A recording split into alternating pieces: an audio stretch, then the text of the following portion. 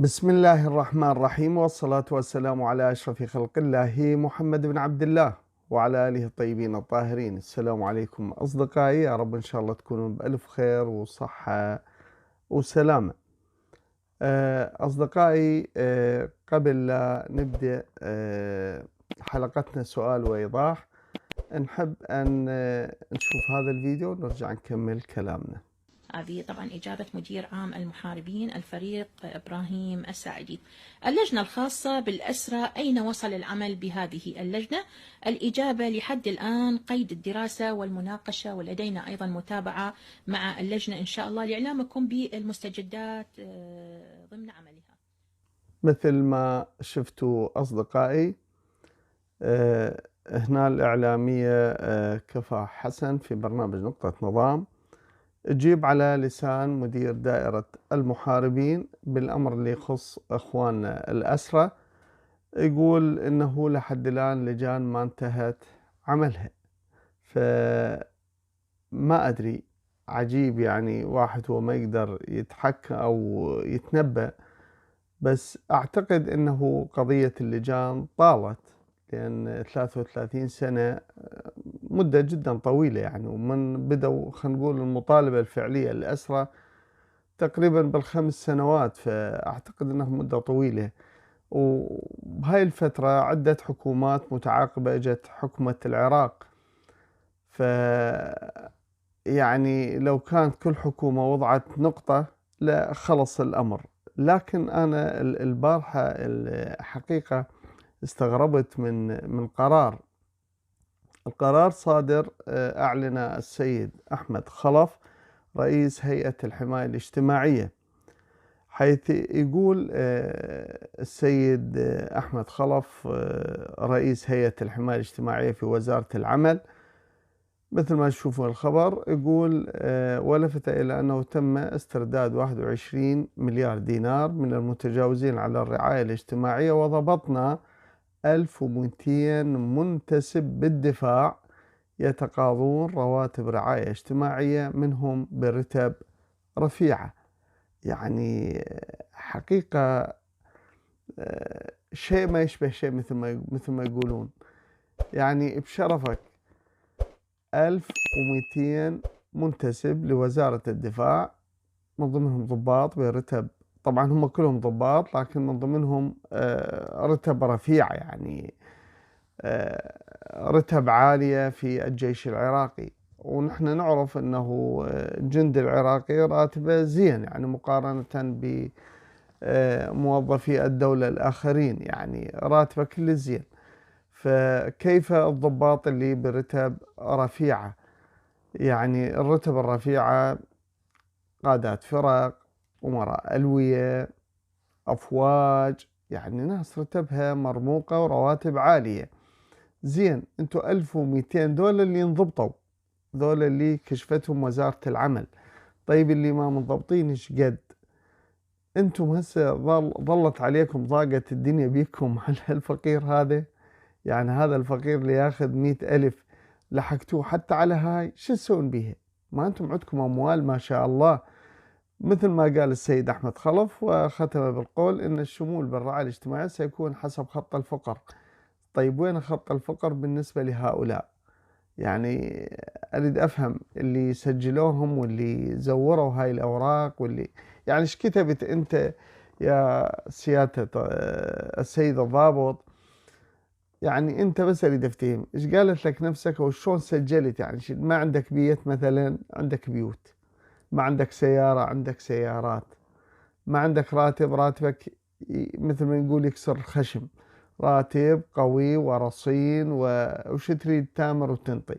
انتم يكفي الرشاوي اللي جاي تتلقوها من هالجنود. جندي يريد ينقل يم اهله تاخذ كذا، واحد جندي ما يريد يداوم نص راتب انت وياه تناصفها، وفساد الى اعلى من الهامه، والكل يدري بيه. الكل يدري بيه، يعني مو شيء جديد ولا انا جاي اليوم اكتشف هذا الاكتشاف، لا الكل يدري بيه. يدري بيه شلون جاي الناس تدفع رواتب، وناس تدفع رشاوي، وناس تنقل يم اهلها، وناس عنده شغلة ثانية يروح يشتغل بها ويتخلى عن هذا الراتب بس اسمه موظف والى اخره. لكن انا هذا الشيء مو من اختصاصي ولا يمي، لكن أنا فقط لما تطلع وزارة العمل تقول ضبطنا 1200 مو أي 1200 ضابط لحد الآن، طبعا 1200 ضابط منهم برتب رفيعة.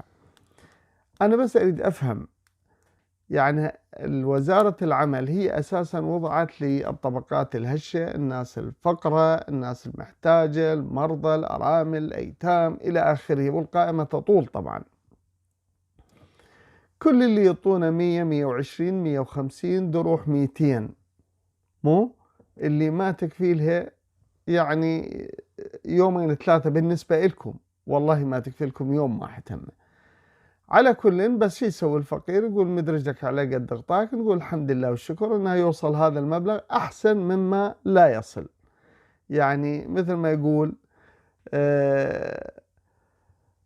مثل ما يقولون هنا بالمثل، يقول ساقية بسيطة أو ساقية قليلة مستمرة أفضل من نهر جاري لكنه منقطع. فيعني ولو هذا الشيء البسيط اللي يوصل، والناس كيف أحوالها عليه، يعني رغما عنها، لكن شو تسوي؟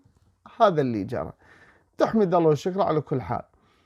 لكن أنت لما توازيه وتاخذ من عنده راتبه اللي هو المفروض أن يشمل عائلة أخرى أو زيادة لهؤلاء، ليش أنت توازيهم وتاخذ وأنت أساسا ما محتاجه؟ أنتم قاعدة من قعداتكم تذبون أكثر من هالمبلغ 10 مرات، لأن رواتب قوية ودولة وإلى آخره. ليش هالشكل؟ ما خجلتوا؟ ما استحيتوا من الله سبحانه وتعالى؟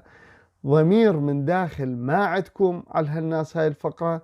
والمشكلة يقول السيد أحمد خلف، يقول إحنا اللي المبالغ اللي جاي تسرق من وزارة العمل هي تقريبا 200 مليار، يعني تدفع برواتب بطريق الخطأ 200 مليار. لحد الآن إحنا لزمنا معناتها 21 مليار، يعني 200 مليار لحد الآن راجع للدولة أو لوزارة العمل 21 مليار.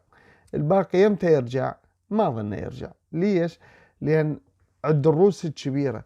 ما تستحون تاخذون رواتب الفقرة، يعني مثلكم تزيد رواتب المتقاعدين، تنطي الأسرى حقوقها، تنطون جرح الجيش، تنطون الأيتام، الفقراء، الأرامل، المعلمين، الشباب، هاي المعلمين اللي ظالة تداوم كلها بدون رواتب وبدون شو اسمه، اخو اعينها، افتح مدارس جديده، ابني مستشفيات، اعدل طرق.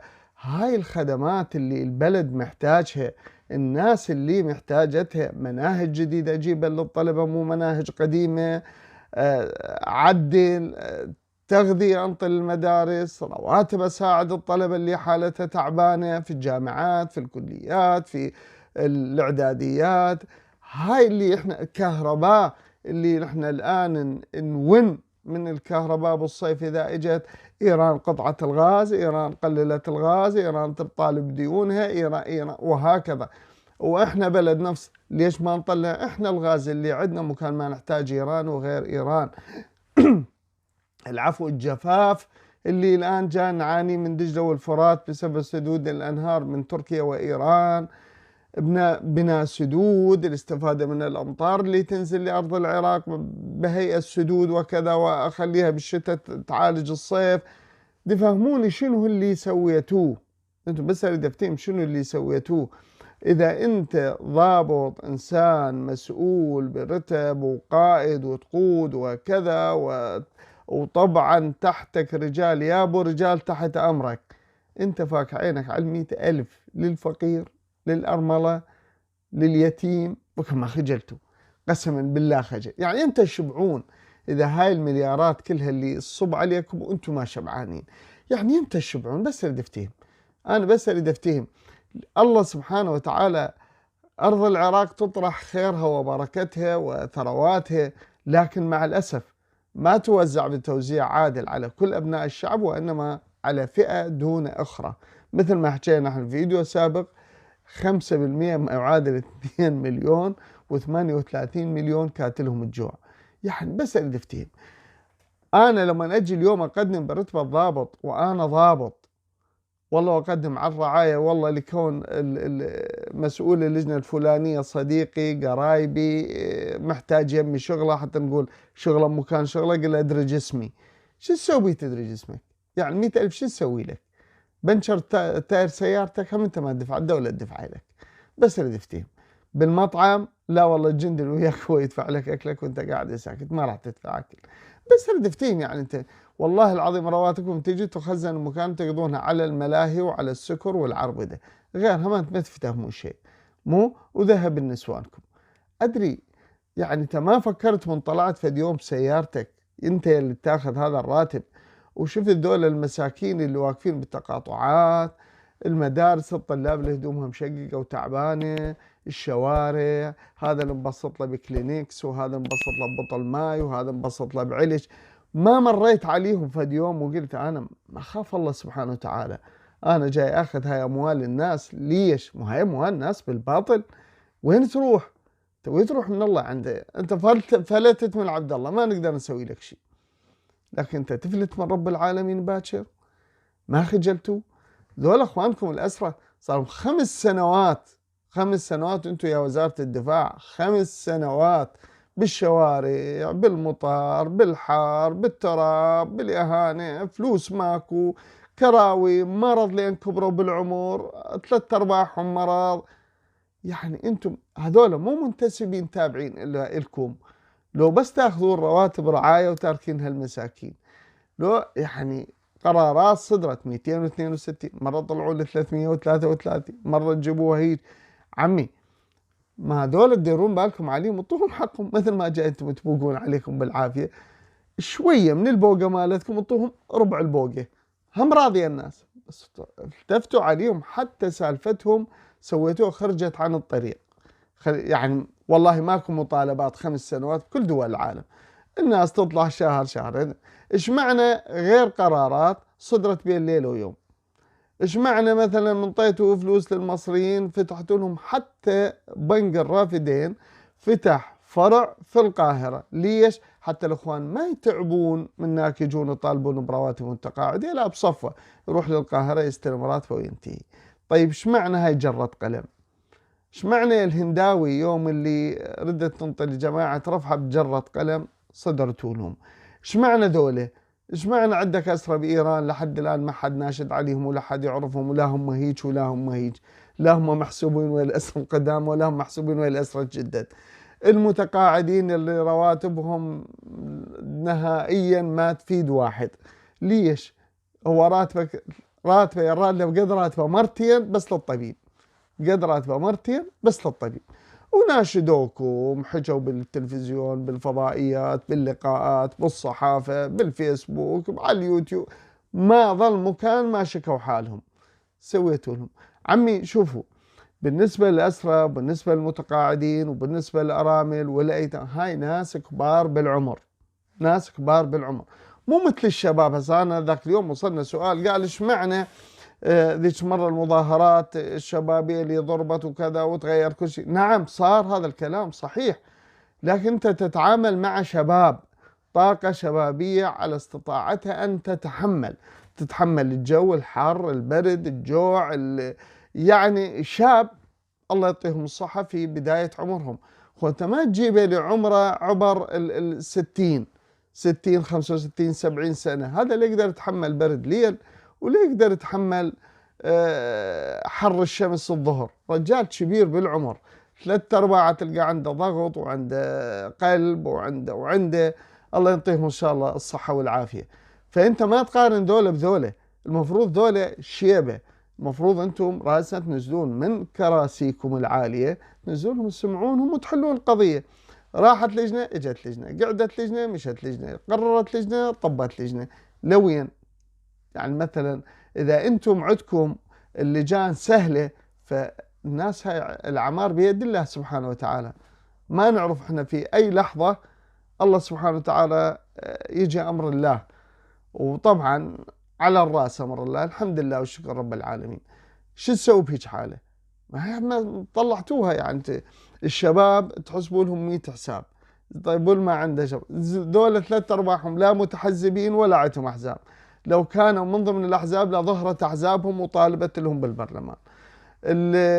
إخواننا البرلمانيين اللي فازوا كم واحد يعدون على الأصابع يطالبون بهذه القضية، والباقي عمك ما يسمع العيد. ليش؟ لأن هو تابع لحزب، والحزب يقول له اسكت لا تتكلم عن هذه القضية، فهو ساكت ونسى الناس اللي وصلته، والناس اللي مو حزبك اللي جابك، الناس اللي جابتك بأصواتها.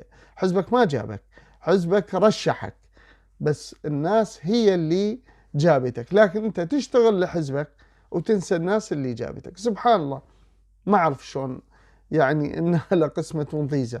سبحان الله، يعني اللي يفيدني ما افيده، واللي ما يفيدني انا افيده.